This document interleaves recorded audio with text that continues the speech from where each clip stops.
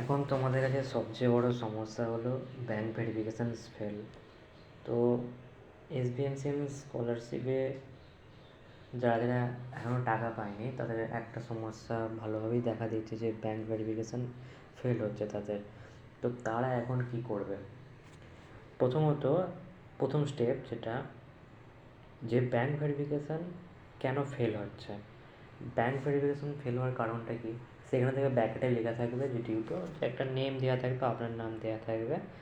সেই নামটা যে ব্যাংকে আলাদা আছে আর আপনার ওই অ্যাপ্লিকেশান ফর্মে আলাদা আছে। তো সেটা আগে প্রথমে গিয়ে ব্যাংকে ওই নেমটা ঠিক করতে হয়, অর্থাৎ অ্যাপ্লিকেশান ফর্মে যে নাম আছে ব্যাংকের অ্যাকাউন্ট বইয়েও সেই নামটা রাখতে হবে। এবার ব্যাংকের অ্যাকাউন্ট বইয়ে বা পাসবইয়ে কেন ওই মানে ভুল নাম কী করে এলো? যেহেতু প্রায় 90% মানুষেরই আধার কার্ডে ভুল নাম থাকে, তাই আধার কার্ডের বেসিসেই ব্যাংকের অ্যাকাউন্টে পাসবই তৈরি হয়। সেই জন্য আপনার ব্যাংকের অ্যাকাউন্টে ভুল নাম হয় ওই আধার কার্ডের জন্যই। তো কীভাবে ঠিক করবেন? প্রথমে আপনাকে ব্যাংকে গিয়ে কিছু ডকুমেন্ট দিতে হবে। প্রথমত কী কী ডকুমেন্ট দেবেন? যে আপনার ঠিক করা আধার কার্ড, মানে আধার কার্ড বা ভোটার কার্ড নিয়ে যাবেন যেটা ঠিক, মানে যেটাতে আপনার অরিজিনাল নেম আছে ওটা নিয়ে যাবেন। প্যান কার্ড লাগতে পারে যদি আপনার মানে মেজর অ্যাকাউন্ট না হয়, আর ব্যাংকের পাসবইটা নিয়ে যেতে হয়। আর কিছু লাগে না, সেখানে রিকোয়েস্ট করলেই পেয়ে যাবেন। এবার যেটা মেন সমস্যা, তাহলে ব্যাংক ভেরিফিকেশানের পর আমরা ব্যাংকে গেলাম, সব কাজ হয়ে গেল, এবার তাহলে কি আমি টাকাটা পেয়ে যাব? না, একদমই পাবো না, কোনো মতেই পাবো না। কী করতে হবে না, যে অ্যাপ্লিকেশান ফর্মটা হয়, আরও কিছু জিনিস আছে সেগুলো নিয়ে বিকাশ ভবন যেতে হবে। বিকাশ ভবন অর্থাৎ ওই সেক্টর 1 মেট্রোর একদম, ওই সেন্ট্রাল পার্কের মেট্রোর একদম পাশেই বিকাশ ভবন দেখা যায়, ওখানে যেতে হবে। 9তলায় যেতে হবে, সরি 9th ফ্লোরে যেতে হবে, অর্থাৎ 10তলায় যেতে হবে। সেখানে গিয়ে কিছু কিছু ডকুমেন্ট জমা দিতে হবে। প্রথম 1 নম্বর আপনার অ্যাপ্লিকেশান ফর্ম। অ্যাপ্লিকেশান ফর্ম মানে এখানে যেটা হচ্ছে যে ওই মানে রেজিস্টার করার পর যে যে ফর্মটা হচ্ছে, যে পিডিএফটা আপনারা পেয়েছিলেন সেটা জমা দিতে হবে। অ্যাপ্লিকেশান ফর্ম, যাই হোক, সে অ্যাপ্লিকেশান ফর্মটা জমা দিতে হবে। তার সাথে দিতে হবে নতুন পাসবইয়ের জেরক্স। এই যে এইটা হচ্ছে অ্যাপ্লিকেশান ফর্ম, এরকম ওই 2 পেজের অ্যাপ্লিকেশান ফর্ম, সেটা জমা দিতে হবে, সেটা নিয়ে যেতে হবে, প্রিন্ট আউট বার করতে হবে।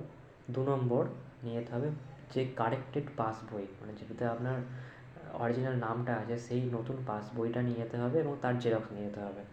দ্বিতীয়ত 2টো ফর্ম নিয়ে যেতে হবে, যে এই 2টো ফর্ম, এইটা আর এইটা, এই 2টো ফর্ম নিয়ে যেতে হবে। প্রথমে একটা সেলফ ডিক্লারেশান ফর্ম, সেটা এভাবে আমি লিখেছি এবং এটাই আমি জমা দিতে গেছি। আমি লাস্ট আজকে মানডে, মানে লাস্ট আমি ফ্রাইডে গেছিলাম, অর্থাৎ ওই শনিবারের আগে, ওই পুজোর, সরি বিরসা মুন্ডার যেদিন জন্মদিন ছিল তার আগের দিন আমি গেছিলাম। তো আমার জমা নিয়েছে। তো এভাবে একটা স্ক্রিনশট নিয়ে নিতে পারো, আমি হচ্ছে আমার হোয়াটসঅ্যাপ চ্যানেলে আপলোড করে দেবো। তো এই ফরম্যাটে লিখতে হবে, এটা হচ্ছে সেলফ ডিক্লারেশান। এটাতে কারো সই লাগবে না, এটা যে বিকাশ ভবনে ওই ওনাদের কাছে জমা দিতে হবে। এটা দেখে নিতে পারো যে কীভাবে লিখতে হবে।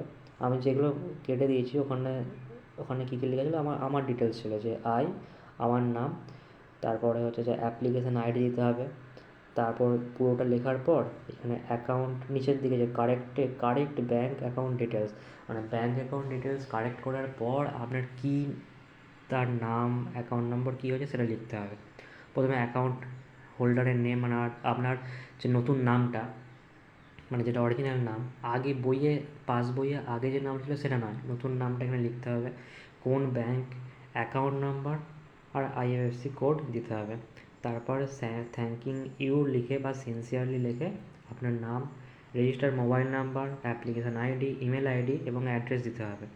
আর এটাতে কোনো কারো সাইন লাগবে না, এটা আপনি বিকাশ ভবনে দিচ্ছেন, তারা সাইন করবে, ঠিক আছে? আর দ্বিতীয়ত আরেকটা ফর্ম, আরেকটা মানে অ্যাপ্লিকেশান নিয়ে যেতে হবে, সেটা হচ্ছে এটা, অর্থাৎ এটা কিন্তু ব্যাংকের লোকেরা আপনাদেরকে করে দেবে। আর এটা ব্যাংকের মানে যারা স্টাফ আছে তাদের লেখা দেওয়া দরকার, কিন্তু দেখুন এটা ইন্ডিয়া বা এটা ওয়েস্ট বেঙ্গল, এখানে ওরা লিখে দেবে না, আপনার নিজে লিখে নিয়ে যাওয়াই ভালো।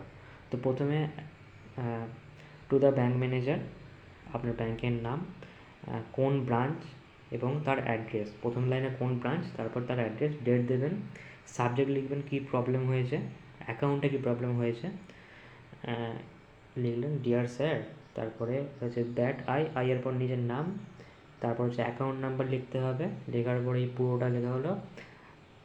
নেক্সট পয়েন্টে যে 1 নম্বর দাগ লেখা আছে, my name is different in the bank record and on the Aadhaar card data and all other validated document, অর্থাৎ আমার আধার কার্ড এবং অন্য যে ভ্যালিডেড ডকুমেন্টগুলো ছিল তাতে আমার এক নাম আছে কারেকশান করার পর, আধার কার্ডে কারেকশান করার পর, কিন্তু ব্যাংকের অ্যাকাউন্ট বইয়ে আলাদা নাম, তাই কারেক্ট করতে চাই।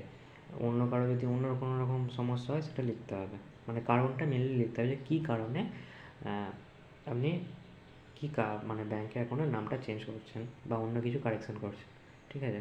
তারপর ওটা লিখলাম, তারপর সিনসিয়ারলি লিখে নিজের নাম, account number, phone number, email ID, আর যে এই জায়গাটা হচ্ছে যে ব্যাংক একটা স্ট্যাম্প দিবে, স্ট্যাম্পের সাথে সাথে ব্যাংক ম্যানেজার সাইন করবে উইথ ডেট, ওকে, ব্যাস এই 4টে জিনিস জমা দিলেই হয়ে যাবে।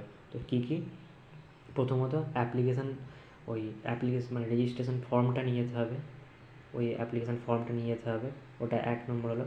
2 নম্বর নিয়ে যেতে হবে ওই ব্যাংকের নতুন পাসবইয়ের জেরক্স এবং ব্যাংকের ওই পাসবইটা অরিজিনালও নিয়ে যেতে হবে। 3 নম্বর এই যে সেলফ ডিক্লারেশন, ঠিক আছে, এই সেলফ ডিক্লারেশন ফর্ম নিয়ে যেতে হবে। আর 2 নম্বর নিয়ে যেতে হবে ব্যাংক থেকে দেওয়া এই যে ব্যাংকের ডিক্লারেশন ফর্ম, ব্যাস তাহলেই হয়ে যাবে।